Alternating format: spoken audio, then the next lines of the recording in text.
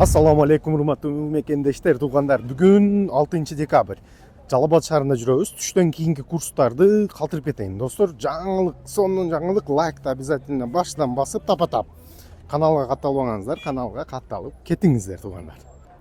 Капитал банк курс валюта баасы доллар 86.75, рубль 0.855 тиын, туугандар, сатылышы 0.90 тиын.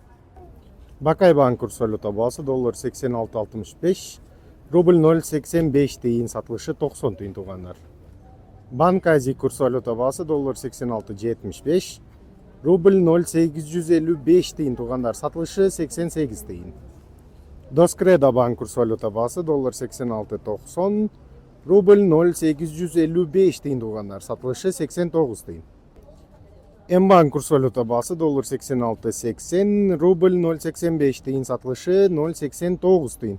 Туугандар, Жалал Абад шаарынын курс валюта баалары ушинтип калды. Сиздер видеоду колдоп, бардыңар лайк басып, комментарийге обязательно кайсыл жерден көрүп атканыңар жазып койгула.